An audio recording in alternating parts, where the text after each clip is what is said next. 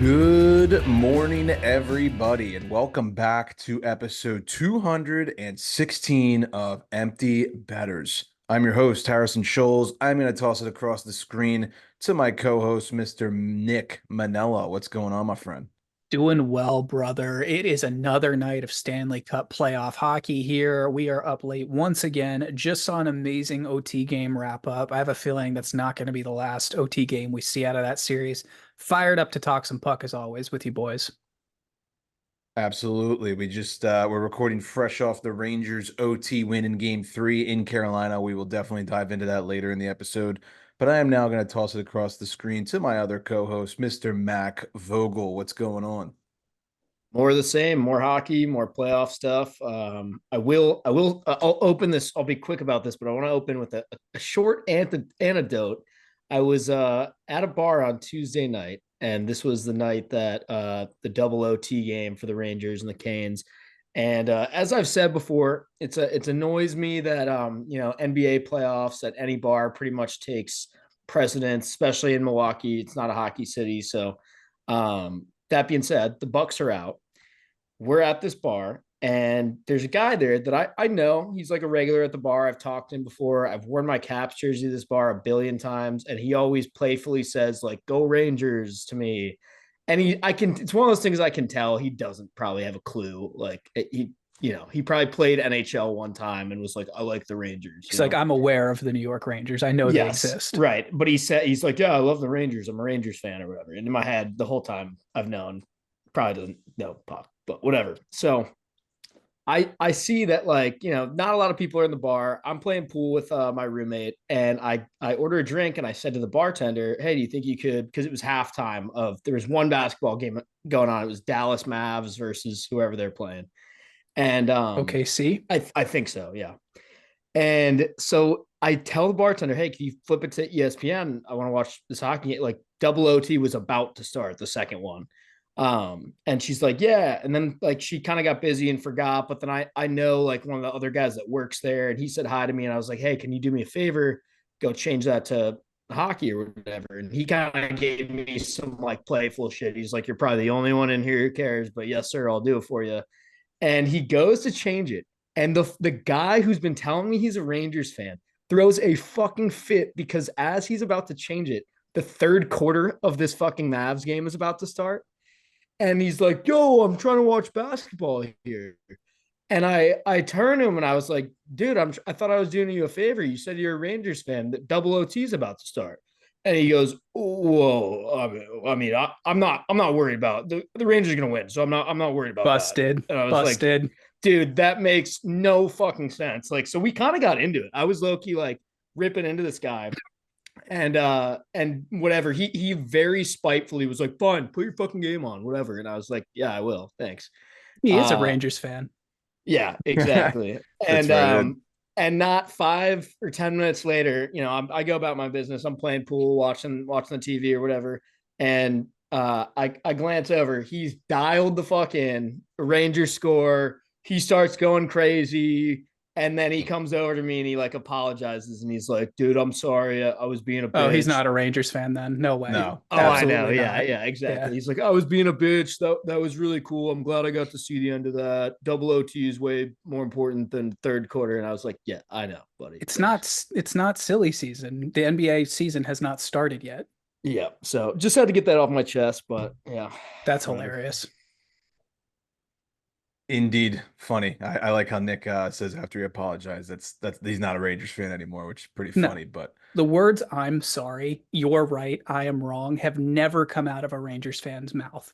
Unless it's in like a totally condescending way or something. Yeah, yeah, I mean we can bash them, but their team is 7-0 in the playoffs, and they are very likely to go to the Stanley Cup final at they're this point. loaded. I mean, Let's that's talk about it. Let's get into it. it's a Yeah, legit hockey team.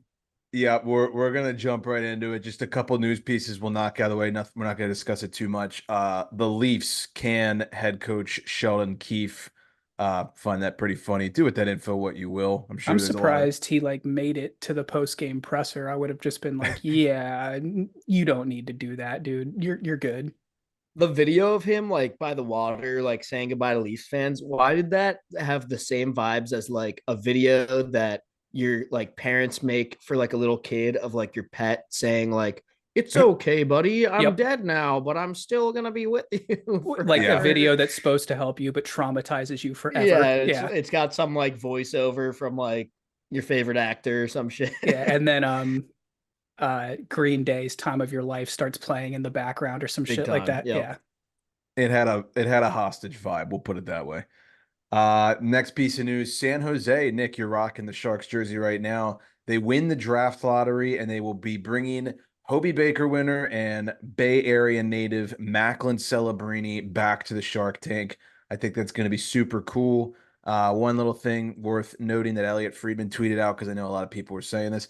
That was the first time since 2010 where the draft order remained unchanged based on standings. Interesting. The Celebrini situation is so cool. First Hobie Baker, in theory here to go first overall, which he will in just a matter of months.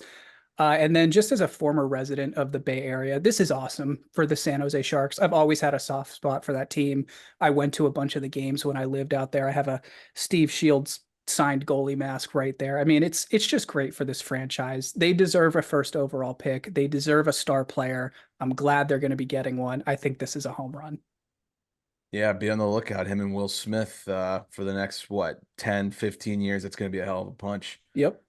But lastly, the three Hart Trophy finalists have been announced: Kucherov, McKinnon, and then everybody was wondering who that third would be, but it is indeed McJesus himself. So that will be a fun MVP race. I honestly have no clue who's going to win that one. Yeah, me neither. I'm starting to lean McKinnon on that one though, guys. Yeah, that'd be my Yeah. pick. Yep. That would be my pick. But yeah, we're gonna hop right into the second round updates. But before we do, I know Nick has a word from our sponsor, Kane Footwear. Absolutely. You guys know this episode is brought to you by Kane Footwear, the ultimate choice for hockey players both on and off the ice. After a tough game, your feet deserve some TLC. That's where Kane Footwear comes in. Their shoes are designed to provide the perfect balance of comfort and support, helping you recover and get back to the game you love. So whether you're hitting the rink or hitting the outdoors, make sure you're wearing Kane Footwear. Visit the Kane Footwear link in our bio today to get your perfect pair. Kane Footwear, the official recovery shoe of Empty Betters. Beautiful, beautiful ad read. All right, the series of the Hurricanes and the Rangers. The Rangers take a commanding, throat-punching, gut-wrenching 3-0 series lead with an OT winner in game three. We're fresh off that one, so let's just start with that and we can kind of broad stroke game two a little bit. What a fun game. Well, at least it started out fun. That first period of game three tonight was electric. It was like a drug that I needed it directly into my veins. All the physicality, the nastiness, the goals. Carolina came out absolutely buzzing. And then the second period kind of fell asleep a little bit. Wasn't as entertaining, but that third period in overtime, man, what a finish. Rangers take it 3-2. Panarin ends it in OT. The Rangers are 7-0. What are we thinking here? Yeah, I mean, this is crazy. This Well, we hockey got team is incredible. They are playing so good right now. This is the best hockey I have seen them play all season, and that's exactly how it should be. I thought they did a fantastic job tonight. At one point, I think Carolina was out shooting them like 9-1, but all of Carolina's shots were from like the half wall or like a foot inside the blue line. Like they just completely boxed them out to the perimeter, frustrated the hell out of them. Honestly, it was a masterclass. And I think the fact that, yeah, I know these last two games have gone into overtime, and this is probably a closer series than the series score is indicative of. But the Rangers are winning hockey games right now. And that's what you have to do in the Stanley Cup playoffs to advance and to move on and to win the Stanley Cup. And right now, I look at that as a group of winners right now. Yeah, it's really hard to like picture them losing to anybody right now. But you nailed it. Like we've had 3 1-goal games, and 2 of them went to overtime, and the Canes got nothing to show for any of it. Which I mean, that's beyond frustrating if you're them, obviously. But at the same time, it's kind of like I don't know. You don't have to change much. You're right in it. Like you got to have, I think, a similar approach going into game four and just kind of try not. I mean, obviously it sucks. You're down 3-0, but you got to try and just stick to the plan. I think. I don't know. Do you go back to? I thought Kochetkov played well. Do you go back to him or you go back to Freddie? I'd probably ride Kochetkov, to be honest. I mean, I thought he played well, but the thing is like Carolina's just this is what they do. I like they're kind of the new, I don't know, what do you want to call them? Like Washington Capitals. I feel like that's kind of outdated. There's probably a different team you could use. They just can't get it done. And I tweeted this at the start of the second period. I said Igor's going to make 45 saves and the Rangers are going to pull this out of their ass. And I just checked the stat line, and what the fuck do you know? He stopped 45 shots of 47 and he pulled it out of his ass. I could have said that from the first period. I texted Mark Cotteraro right before Gensel scored the first goal. I said the Rangers are winning. He's like, "Why?" I said, "Because they're giving him warm-up shots. They're shooting from the half wall. They're all going to his pads. He's like a video game character that gets more powerful as like the game goes on. It's so weird, but You yeah, that almost felt was like you were going to have to like masterclass. shake the mouse to wake that guy up. I know Yeah. not to bring everything back to the Capitals, but Braden Holtby was a goaltender who, when he faced a lot of shots, was totally dialed in. Like you wanted him to get shots earlier on. And, he played for the Caps, so that absolutely happened. But, I think Igor in this situation, it seems like you just can't phase this guy right now. I know Rangers fans are probably coming for my head saying I'm trying to jinx their goaltender, but I mean, the guy looks completely unflappable. He is so dialed, he's so calm and just composed. It's really impressive to watch. Yeah, he's completely dialed in. I don't know if there's a team, whether it's the West or the East, who can beat them when he's playing like this. So It's kind of like at some point, which now that some point is next game. They have to find a way to just like either shut them out or only let the Rangers score one goal because you're not scoring more than two, maybe three against this guy. It seems like. You know what else they need to do? And if you're up late drinking, listening to this episode, start your drinking game. Stay out of the Yeah. box. Holy shit. Holy 15 shit. penalties, 15 minor Yeah. penalties in that game. Yeah. That is a death sentence. No, that'd be a good start if they want to button it up on D. yeah, that Rangers power play has definitely been a huge difference. Just going back to game two real quick, that game went to double overtime. Former Hurricane Vinny Trocheck actually ended that game, ironically, right? He got it off a weird bounce slash rebound that landed right on his stick. Uh, Lafreniere, he's got 3 goals in his last 2 games. He had a pair in game two. He had one tonight. Kreider had one tonight, had one last game. I mean, it's the guys who are going to step up or stepping up for the Rags. I mean, they're doing what they're supposed to do, and that's scary. And Laffy too had been kind of a question mark in the postseason the last couple of years. Everyone was saying, where is he? Guy's invisible. Guy's not making plays. I think he was getting bottom 6 minutes in the postseason at one point, but he shut everyone up now. I mean, all the questions that Rangers fans have to be asking are getting answered. So I I don't need like where this is going, boys. Someone's got to slow him down. I need to know what's a better piece of meme content from this series. Is it the Truba flying WWE elbow on Marty Necas, or is it what we got tonight where Tony D'Angelo in TV timeout just gently places his gloves on the ground like it's like he's setting the table with a fork and knife, asking Trocheck to go? I'm not sure which one was better. It's amazing any way you slice it. Both of these series in the East, and I know we'll get to the second one in a bit, are like roast beefy. Like this is getting Oh yeah. personal to the point when even when this series is over, first game next year, there's going to be some shit to be answered for. Yeah, Trocheck is in their kitchen. So I must ask you guys now, game four, weekend game, Saturday game in Carolina. What are we thinking? What are the predictions here?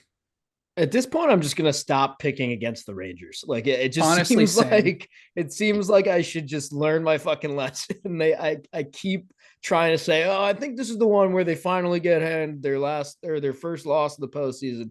Fuck it. I'm just gonna say they're gonna sweep. I'm just going to pick overtime for game four because that's probably where it's going There to you end up go. anyways. Yeah. I do, I know I said this on the lawnmower earlier today.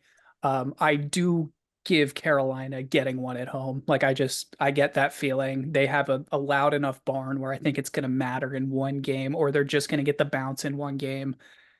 Honestly, though, I don't really see them at this point getting another one. I think they get one. I think this is Rags in 5.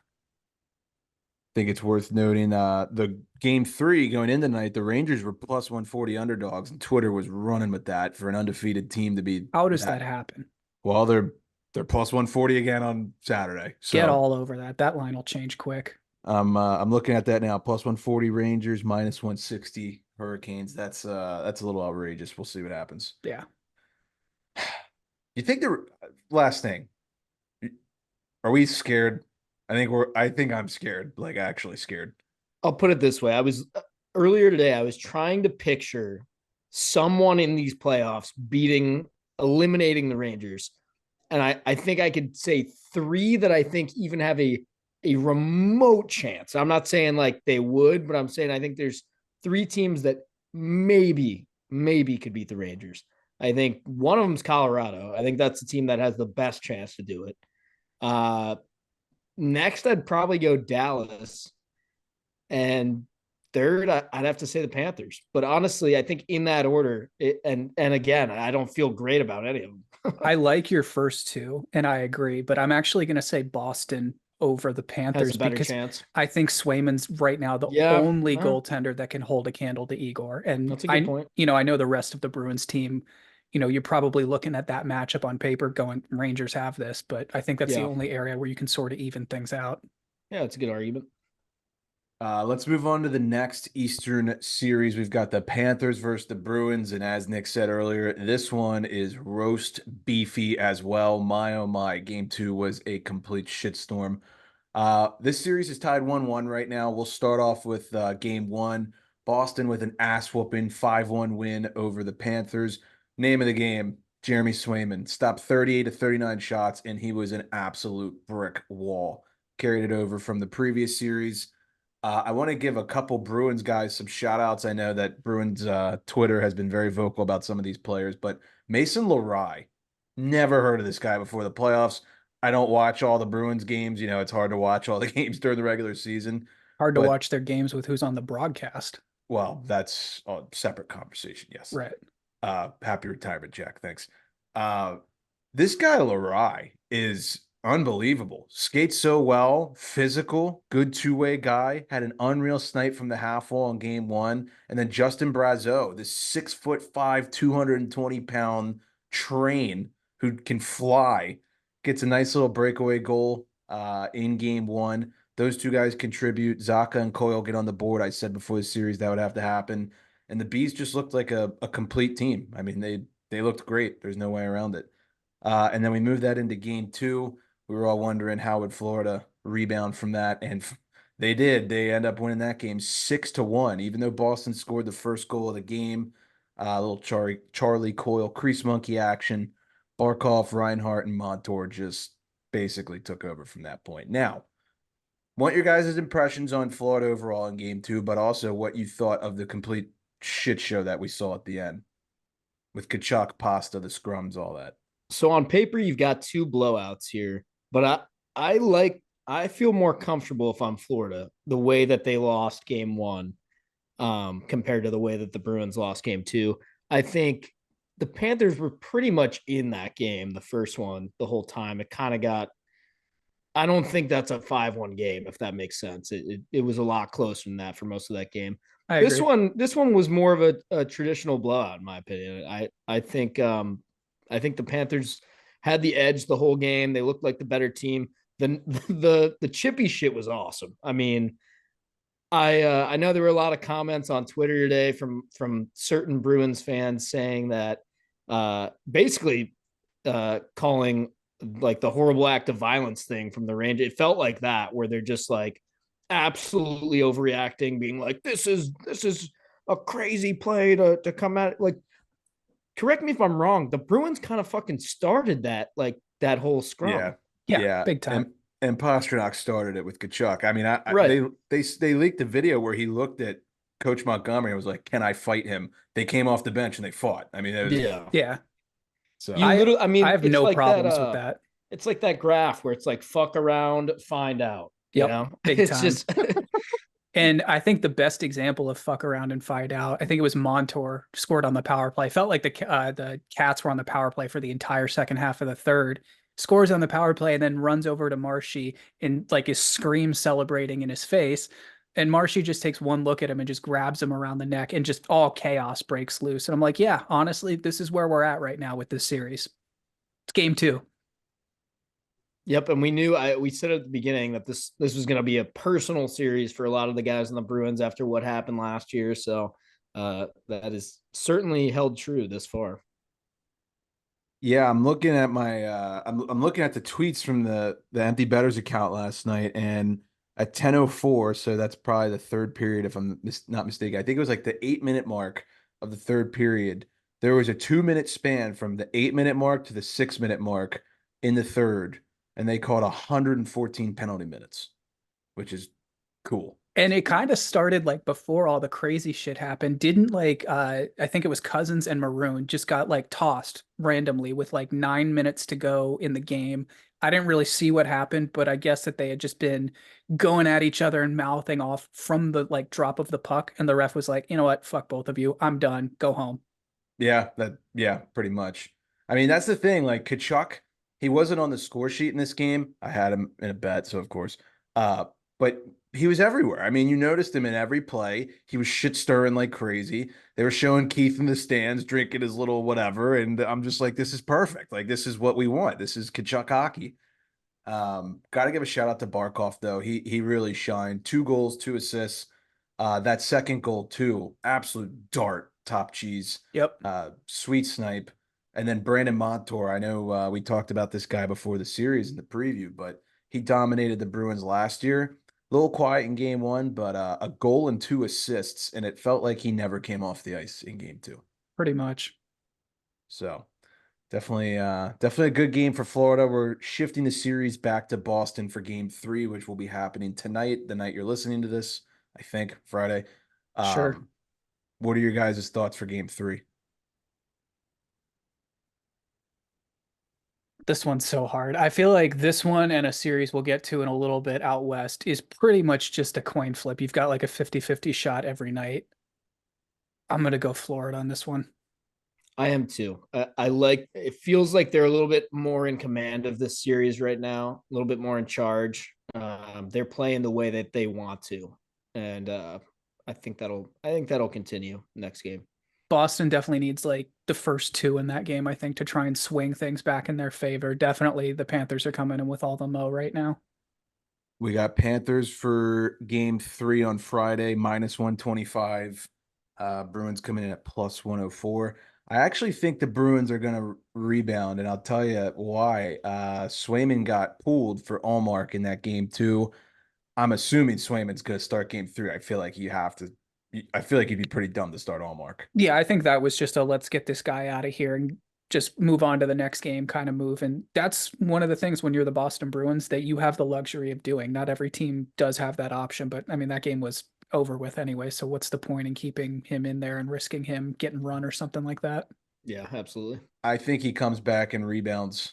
I'm feeling B's game three, so we'll see. It's gonna be a good one. I feel like that one's gonna be overtime. I got a funny feeling. How do we feel about the length of this series? Is this one still going deep, or do you guys expect someone to pull out in front in these next two games here?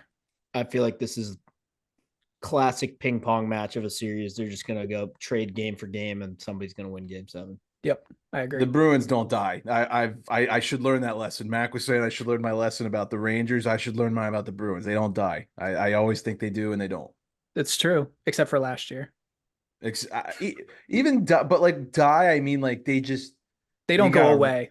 You got to shoot them twice. Exactly. Like, yeah. It's crazy. They are Take the head off the roach. They're pesky. We don't use the word pesky with the Bruins, but True. That's what they are. All right, Dallas versus Colorado. We're gonna swing things out west. Colorado leading that series 1-0. Game two is going on as we are recording this. It's like 11 o'clock at night, so apologies. We have jobs. Suck it. Game one, Avalanche win 4-3 in overtime. That first period, Dallas looked like they were going to run away with it. No rust from that game seven win. They take a commanding 3-0 lead in the first. Sagan and Ben both finally tickle twine, and Wyatt Johnston stays hot. And then in that second period, Colorado does what Colorado does, and they flipped the switch. Started with Val Choo Choo Train. Kale McCarr, Nate Dogg, all the big guns came to eat. The big dogs ate, and they had a big meal. And then they end up icing it in overtime off an unreal play from Miles Wood, who outskated Miro Heiskanen, which I don't think anybody can truthfully do in this league. And he managed to do it, outmuscle him, and bury the breakaway, and the Avs take game one.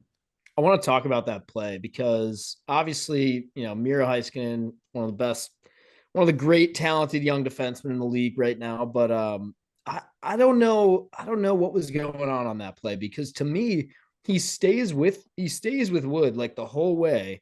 He doesn't really get like fully beat. He's pretty much right next to him. I didn't like his approach, like just kind of swinging the stick at him. I guess maybe he thought he had the poke check lined up or something, but I don't know. You watch the playback and it's like I want him to do something else. Like I want him to either like drive your shoulder in a little bit or even give him a push, take a penalty. I don't care. It's better than just swinging at him. I don't know. Yeah, it seems like something that I'm sure when he watched it back, he's like, I'm gonna want that one back. Yeah. And I know you and I were talking about this, but I don't know if he had been on the ice for a while and I just looked at ran that out too. of gas at the It very end. wasn't. I think it was like a 45-second shift to that Okay, point, so so nothing egregious. nothing he hasn't handled the entire Yeah, game already. yeah. So yeah, definitely a play he's gonna want back. Like Harry said, game 2 is going on right now, and he's already on the board 1-0, so he's making up for his mistakes. But yeah, By the I just way, thought it was an interesting play. Miles Wood can fly. I mean, Yeah, even before this game, we all knew that. He's a speedster. He's a big dude for a speedster too. But Yeah. uh, Skates downhill, only way you can describe it. Nick, I wanna specifically mention this to you because I feel like you always get a good reaction out of the McCarr stuff. But that goal, what the fuck? Like he he shoots the puck like Matthews and Bedard, and he's a D man. I mean, there was Right. no screen on that goal. He just walked in and just bar Mexico wrist shot beats Ottinger clean. I was like, who is this? How do you do that? I'm literally waiting for the moment when like the Abs are in like crunch time. Like let's say they're down 2 goals with 5 minutes to go in game 7. And Bednar just goes, go on McKinnon's line on the left wing, dude, and just starts rocking with him as a forward. Because I saw UMass do this with him when they were down 2 goals in the national championship. They left him on the ice for 5 minutes as a winger. Like Yeah. it's It's must watch television anytime that guy is on the ice. yeah, that when I watched that, it was a laser. Like even on TV, it looked fast, and then they clocked it, I think, at like 89 miles an hour on a wrister. I was like, okay And like then. the most casual like wrist shot that's just perfect too. Yeah, he's just like, whatever. But yeah, Avs come back from a 3-0 deficit to win game one in OT, and then as Max said, I think it's 1-0 Stars right now in the second period. I'm guessing Yes. Or about about to to start. start. Yeah, about to start. Okay, So so for more. game one, I texted you both in our group chat and I said when Dallas was up 3-0, I was like, I have just have that feeling yeah, that you did. Colorado is going to come back into this game. But Yeah, that's because just I what think Colorado does. it was either me or Harry that said like, "Holy shit, Dallas," and you were like, I'm not even gonna get excited because I know Yeah. where it's going." I mean, it was a great first period. The Stars looked amazing on the power play, which is absolutely something you need to take advantage of against Colorado. But I had a feeling that the series was just going to be how many games can the Stars survive this avalanche of goals, pun intended. Just a split is a win for the Avalanche. I know that's kind Yes. of stating the obvious, but if there's one team who plays 10x better at home than they do on the road, and that's saying something because they're pretty fucking nasty on the road, it's hard to win in Ball Arena, man. They're Altitude, man. they're like the Globetrotters when they're at home. It's insane. These guys have been skating a mile higher than everyone else. You don't think that pays dividends in the Stanley Cup playoffs? Those defensemen lugging 19 to 20 minutes a game. Yeah, if you're Dallas, you have got to find a way to get game 2. Yeah. Agreed. More to come on the next recording for game two, and we'll have game three under our belt. That's a fun series, man. It is. That's such a like a best on best. You gotta make sure you're watching that one. But I have in a feeling my the only game that would go under there would be 7. yeah, probably. Unless two does, but we'll Right. True. Which it will, now that I said it. see. You just gotta hop on a lawnmower and it'll be fine. Exactly. Well, that went great for me, right? Yeah. Yeah, really. And the last series, and in my opinion, the most interesting, the most fascinating, and probably the most entertaining. This one rocks. We've got the Western Canada battle, the Vancouver Canucks, and the Edmonton Oilers. We've got the mayors of each city saying they're going to fly the other's flag and bets and stuff. Only in Canada do you get this. It's incredible. Vancouver shocks the world with a game 1 victory at home. The Oilers looked like they were going to run away with it. They were up 4-1 at one point going into the third period, and yeah, the Canucks just pulled off. They do this thing where they like come back like when no one expects them to. They did it against Nashville. They did it in game 1 against Edmonton. What did you guys think of this game? I mean, Edmonton left the barn door open. There's no other way you can slice it for me. You can talk about how impressive the Connor Garland goal was, or the setup play on the Zadorov one-timer to wait that long to find him perfectly in stride. But for me, it really comes down to the fact that the Oilers had a 4-1 lead and blew it again. Like, what's the knock on this team been? That they can't close, they can't finish games. Here we are again. So they really need to get their shit together for game 2. I mean, McDavid held shotless. Are you kidding me? Yeah. First time in his postseason career. Right. I don't know. Like, Mac, what did you think? I thought this was easily one of the most entertaining games of the postseason so far. I mean, I thought it was awesome. Quite honestly, I thought it was really sick watching Vancouver storm back like that. But yeah, Nick nailed it. They definitely they gave them that opportunity to do so. There's really no excuse for allowing that amount of goals, and also to have them do it in regulation is just another like twisting the knife in the wound. I feel like you literally couldn't even hold the lead long enough to like battle into overtime. You just totally fucking blew it. Yeah. Yeah, it was a tough look. I mean, the first half of that game, the Oilers, the one word I was thinking about using for this, it was surgical. Yeah. They didn't really like do anything that was like crazy. They just capitalized on mistakes that were made. I mean, what, 30 seconds into the game, we're texting each other like, "Oh, too many men on the ice penalty. What do you think's going to happen when the Oilers gone?" Zach Hyman, bing Right. bang bong. Like, It wasn't a question of if, it was just when. yeah, I mean, Hyman gets 2, and then they get guys like CC and Ekholm chiming in. Like, if you say that to me, I'm like, yeah, the Oilers are going to run away with it. And Right. they had that 4-1 lead.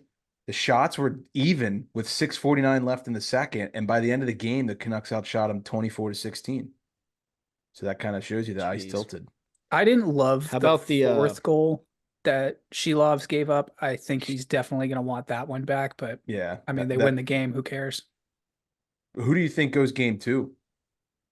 That's a tough one. I honestly have no idea what's going on in that goalie room right now. It's Yeah, like, I do we also go don't. with DeSmith after he's been sitting now? Is he even able to go? I have no I idea. Or do you yeah, ride Shilovs? Right. I'm not even gonna try and speculate on that one. What did you guys think about the Evander Kane thing? You hear about that?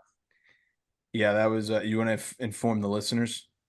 Yeah, I don't have it in front of me, but basically he didn't, from what I understood, he didn't like hang out very long in the locker room after the game. He kind of just like ditched after, I don't know, did he yell at them or did he just kind of, it was some sort of disagreement basically where he was essentially pissed at the team They being like, kept it a this little vague sucks. in the reporting, yeah, but Yeah. he had a little hissy fit in some way. Yeah, basically.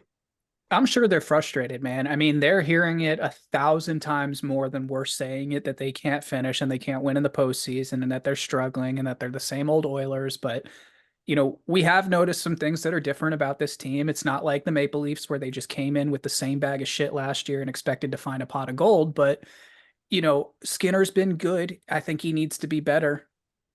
If they're going to ride him to the Stanley Cup, we're going to start to need like some Swayman level performances here based on what I've seen from that Oilers defensive core. Who's on the bench behind him? Just out of curiosity. I literally don't even know. Me neither. Couldn't tell you. What? Repeat that one more time. What other goalie do the Oilers have on the bench besides Skinner? Just out of curiosity. Not saying they should use him. It's not Campbell. Who the no. he's down. Nick's looking Is it it up. Talbot? No, he's with the Kings. No, he's No. the Kings. I Is think it it's like Koskinen or did they trade him to the Sharks? No, he's been gone, I think. I'm pulling it up now. All right. Yeah, I need to know. Yeah, I mean You would that. think we would know I this. don't think Calvin it's Pickard. That's right. That's right. Yeah. Well, Oops. First trying time to for say, Mac? everything, right, boys? Yep. I gotta say this. That third line on the Canucks, I've said it a ton of times, and ever since they got Lindholm and they switched him onto the third line, it's worked magically. Joshua, Garland, and Lindholm, all three of them score. I mean, that line is dynamite. They look great. Dakota Joshua is a fucking beast. Like if He if is. you if you weren't convinced of that yet, I'm not sure why, first of all. And second of all, I don't know. I mean, I don't think there's any more argument to be made about it. He's the real deal. Do you guys know who drafted him? The Leafs. Yep. That's so good. Yeah, it's really good. Uh, I saw on Twitter Lindholm like threw a monster hit, and then after the goal he scored, one of the Canucks guys was tweeting like, "If you wanted Kuzmenko instead of this, fuck right off." And I was like, "Yes, we need that energy." Canucks fans are crazy. I love it. But one last shout out, JT Miller, my guy. What a tip! Get them back in the That game, swing the momentum. that might be tip of the year. Yeah, that was sweet. I love that. So, and Mac, I know you were dying all over that Connor Garland fake slapper, little cheeky slide through the wickets. That was just so sly. Oh, man. Even the pass too, like the setup pass was unbelievable. Yeah, it was nice. So, with all of that, we changing our thoughts. I guess I'm really talking to Mac. Are we changing our thoughts on how we're thinking about the Oilers and six? Because you and me were on the same page, and now I'm like, ooh, I don't know. Yeah, I might be. I know it's only one game, but I'm pretty impressed with the way the Canucks battled, and I could start to see the Oilers spiraling already. I could see it happening. So Do let's they spiral if they lose game two, or are they fine going back home? Um, I think they need to win game two. Okay. I know you're never in trouble until you lose at home or whatever, but I think they're in trouble if they lose game two. I I think I'm not going to worry about Edmonton until they lose at home. So if they lose two, it's a great. No, is it panic? Not yet, but if I'm an Oilers fan, I don't know. Oh, it'll be from the fans. I think that's already started. Game two lines, we got them right here. So let's pick some winners. Oilers coming in at -125. Canucks coming in at +105. What do we think? I'll take the Canucks again. Yeah, at that point you might as well. I don't know if Leon's hurt. He's on the day-to-day list for all those listening. He had a little He'll play.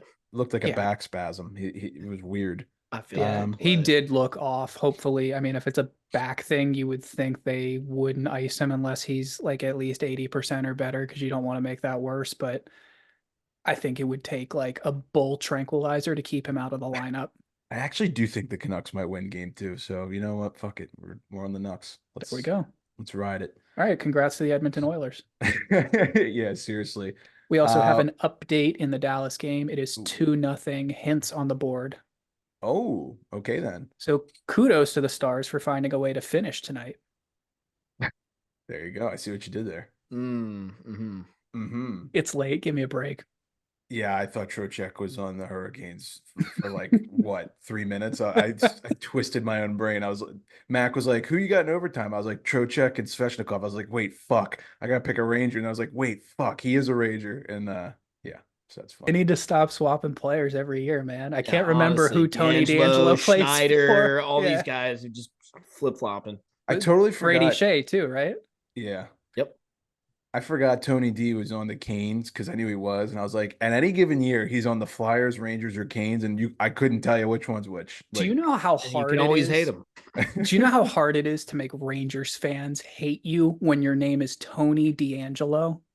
Like you really have to be a piece of shit to Or get that to happen. or as Heat Daddy said, Tony De Sopranos, which really got me a good chuckle during the game.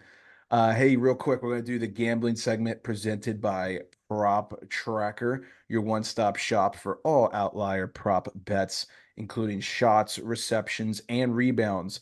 NHL, NBA, MLB, golf. They've got a ton of new updates on the app. They now have what line the player is going to be on for that night. So if the coaches are making lineup changes, you can see that on the app as well. I've been tweeting out some screenshots from the account of some trends. If you followed along, Sam Reinhart shots on goal has been a very profitable one. But this gambling segment is brought to you by them.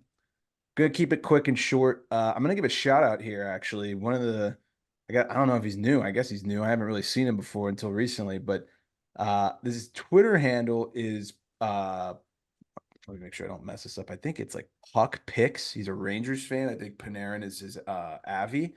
He's been really good. I've been talking to him back and forth. He's been giving out a lot of winners. And one of the things that he's been doing, one of the things I think is actually a great suggestion for the playoffs, if you're seeing that guys are on the same line and you think that their team is going to win, if there's a lot of juice, like let's say, Florida game one, it was crazy. You had to do like minus 190. No one wants to do that. Pick like Verhage and Kachuk to each get a point in a parlay. You get that even money. You're probably going to end up getting that if the I was going to say the Cats get a power play goal. You're probably pretty good right there. Yeah, you would think, except in game two, I did that and they did nothing. So, of course. But Nichushkin and Makar, he hit that one the other day. I tailed him with that. So, like stuff like that, just keep an eye out. And shout out to Cody Pucks. He's destroying the playoffs right now. Love his shot on goal props. They're always fun to follow along with.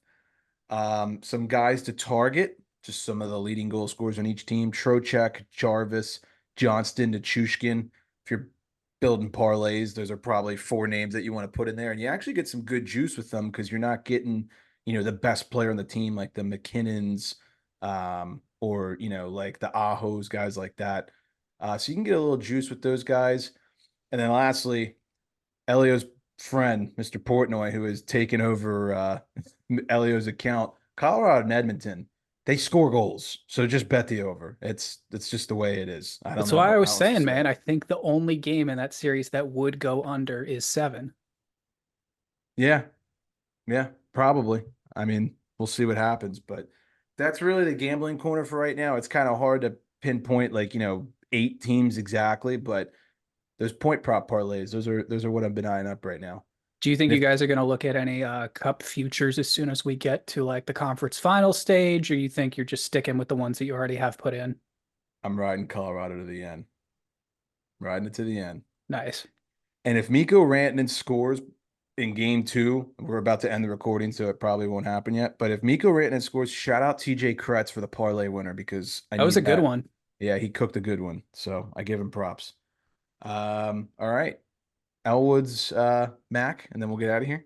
Yeah, just a quick reminder that this entire episode is brought to you by Elwood's Liquor and Tap. Reminder to support your local dive bar and have a beer at Elwood's, home of the Pizza Luge, located in the heart of downtown Milwaukee on Water Street. This 70s inspired bar has got a little something for everybody, from daily happy hour rotating taps, free birthday perks, and a 4-season patio. A good time is always around the corner at Elwood's. And with the full NHL package, plus TV screens inside and out, you can watch any game, anytime. Hey, we'll see you down at Elwood's. I feel like the next time all three of us are there, we should probably do like a pizza luge race, and then anyone that's there with us can bet on which one of us is going to Yo, win. that's a fantastic idea. So it'll be another way we can lose you money. Losing bets on empty nets. Okay. Any final words before we wrap up here? I know it's late for us. These late night recordings have taken their toll on us. But Just want to give a shout out to Pat Gentry, friend of the program. I know you guys know him well. It's his birthday today, so happy birthday, Pang. Nice. there you go. Uh, all right. I think that about wraps up the episode. If you guys don't have anything else, That's it. reminder, follow us on Twitter, Instagram, and TikTok. You can go at Empty Betters. Like and subscribe on the YouTube channel. We're pumping out a lot of stuff over there. And you can see Canucks fans comment on our series previews. I always enjoy seeing that. We And check actually out, didn't piss them off too much, which was good. yeah, hey, it's better than Detroit Right. Or Edmonton or or Montreal or Winnipeg. Toronto. Or Winnipeg, they fucking grilled us. Dude, remember the Jets are the Jets for real? They were like, Oh you my guys are God. idiots. Holy crap. Out in round one. Sorry. I didn't know there was that many Thanks for people in coming. Manitoba, to be honest.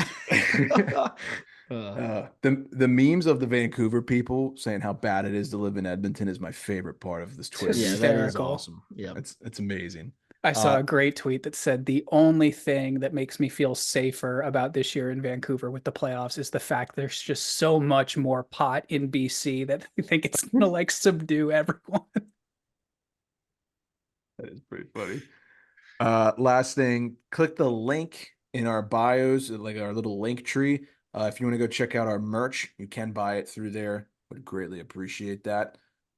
And yeah, that'll wrap up this show. We will see you probably early next week. And without further ado, Class dismissed.